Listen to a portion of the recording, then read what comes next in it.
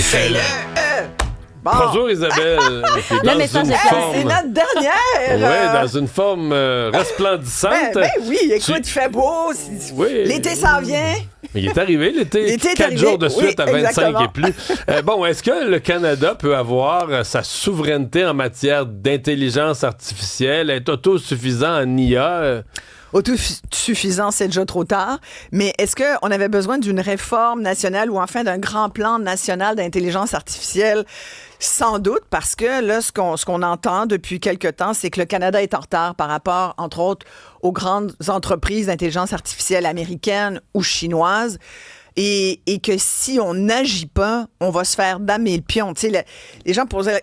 Hier, j'en ai vraiment parlé avec des spécialistes, puis c'était super passionnant et intéressant. Je te dis, si j'avais 12 ans ou 14 ans aujourd'hui, j'irais en coding, j'irais en intelligence artificielle, j'irais là-dedans. Les jeunes, si vous nous écoutez, là, allez là, soyez au courant, comprenez le langage. Parce qu'en ce moment, déjà, même si nous, au Québec, par rapport au reste du Canada, on est quand même un petit peu en avance. Tu sais, on a Mila, ce grand organisme-là, qui est très réputé à l'international en intelligence artificielle. On a Benjio, qui est un Montréalais, qui, il y a quelques années, d'ailleurs, publié une lettre avec plein d'autres experts pour dire « Wow, sur l'IA, s'il vous plaît, on peut-tu se poser 5 minutes, réfléchir à qu'est-ce qu'on veut des intelligences artificielles? Ça va trop vite, ça va tout croche, ça va nous péter d'en face. » Je résume. Mais depuis leur avertissement, ça va juste plus vite. Et là, depuis leur avertissement, t'as raison, ça ne fait qu'aller plus vite sans se... Tu sais, c'est comme si tu développais un avion, mais que tu n'avais pas de ceinture de... Mais que tu disais, ouais, sur les ceintures de sécurité, on verra ça plus tard. Tu sais, il y a comme quelque chose là, de Mais tu comprends de ce qui se passe, c'est fascinant. qu'aux États-Unis, Ouais, il y a des voix qui se lèvent, des gens sérieux qui disent faudrait faire la pause dont on parle. complètement. Mais la minute d'après, quelqu'un arrive, leur tape sur l'épaule, puis dit si on fait ça, Il faut que tout le monde le fasse. la Chine n'arrêtera pas. Ben non, complètement. Puis là, Et comme t'as d'ailleurs- une guerre Chine-États-Unis, t'as une Exact. guerre d'empire. Ouais. Si tu ralentis pour réfléchir, tu laisses l'autre prendre le dessus, puis il va peut-être te détruire. Fait que t'es comme dans Complètement. une... Mais t'as comme pas le choix. T'es comme dans une poursuite infernale, là. C'est pour ça que la lettre de Benjio à l'époque, tu sais, on en a parlé 24 heures, puis après, tout le monde a oublié, puis tout le monde a fait comme, ben voyons donc, ça arrivera pas.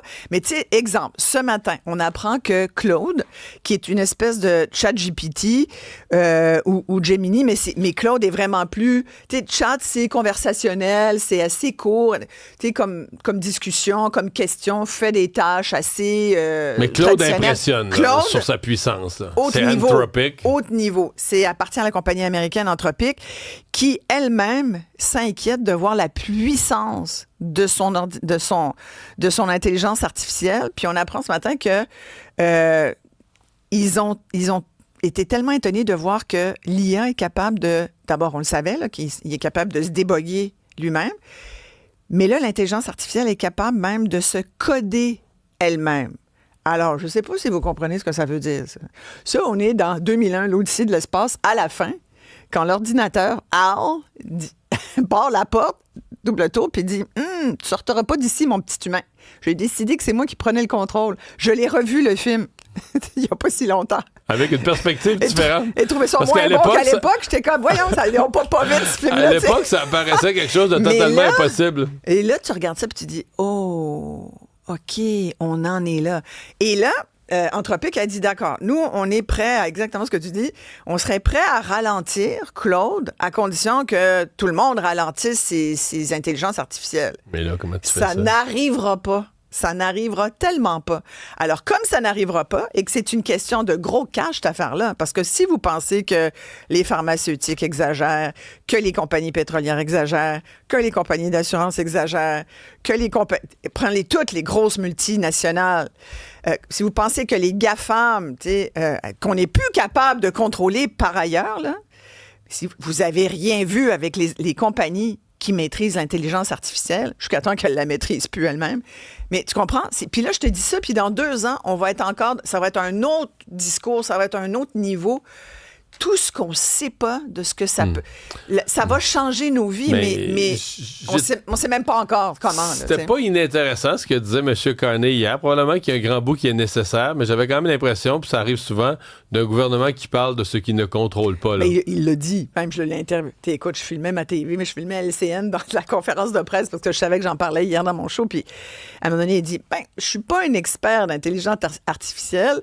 Je m'y connais pas trop, mais Non, ce qu'on me dit... Puis C'est correct qu'il le gouvernement ne contrôle pas les paramètres non plus, là, même s'il était un expert. Non, mais on peut essayer de faire semblant quand même de s'approcher de quelque chose. Comme on dit, il faut s'occuper de ce qu'on contrôle. Exactement. Au moins d'être au courant. Loi sur les boissons énergisantes, on penserait que ce serait lettre à la poste à l'Assemblée nationale. Là, il y a le Parti conservateur du Québec, Oui, du Québec, là, qui dit non. En fait, c'est Maïté Blanchette-Vézina. Hier, un point de presse quand même corsé où elle a été rendue dans le pamplemousse. Puis un petit goût amer de pamplemousse dans la bouche. Les interactions pamplemousse-médicaments, est-ce qu'on va interdire les pamplemousses? Tu penses quoi de ça? Je pense que c'est dommage qu'il n'y ait pas réfléchi, ne serait-ce que 2 minutes. Toute personne, visiblement, ils doivent pas... Tu sais, elle disait, ma mère prend des... Ben, à ce moment-là, tu sais que, Maïté, que le médicament de ta maman, c'est marqué dessus. Il peut y avoir une interaction avec le pamplemousse. Ça, on le sait pour tous les médicaments des immunosupprimés. Là, c'est comme ça. Moi, j'en ai dans la maison des immunos, puis on sait qu'il n'y a pas de pamplemousse. Moi, je n'en achète pas, puis on n'en boit pas parce qu'il y a une interaction. C'est marqué sur le contenant. Ce n'est pas le cas des boissons énergisantes. Ce n'est pas marqué. J'ai encore vérifié récemment. Ce n'est pas marqué « peut interagir avec certains médicaments ». Je pense que ça doit d'ailleurs être dans le projet de loi. J'espère qu'ils n'ont pas oublié cette phrase-là, qu'il faut forcer les compagnies à l'inscrire à côté de ingrédients, juste en dessous, en gros, en gras.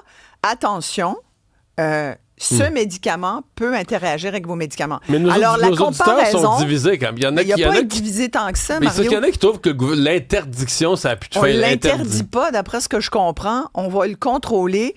Pour les moins de 16 ans. Pour les moins de 16 ans. C'est pour les moins de 16 ans. Ben oui, c'est parce qu'à un moment donné, on fait quoi? L'éducation? Oh, sur l'éducation, si ça marchait, on le saurait. Ça ne marche pas tout le temps, puis c'est bien long. Mais en tout cas, moi, je vois pas ce qu'il y a de choquant là-dessus. Et ce que je trouve plus fâchant, c'est d'abord quand on dit des affaires un peu niaiseuses comme ça. Puis deuxièmement, est-ce que le Parti conservateur, tu sais, dans tous les... Il y en a tellement des projets de loi en ce moment, là. Il reste 4 jours.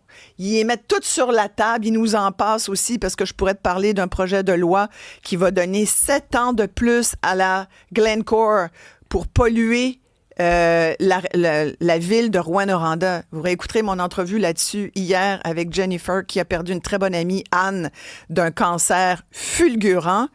J'avais une scientifique qui était là aussi qui disait « c'est terrible ce qui se passe ». Là, le projet de loi donnerait jusqu'en 2033 à la fonderie Horn pour baisser ses émanations. Fait que là, on leur donne un autre break de 7 ans. Ça, ce projet de loi-là, on n'en a pas parlé. On en a parlé à mon émission, mais sinon, personne n'est au courant. Fait que là, c'est la suite des projets de loi, boum, boum, boum, boum.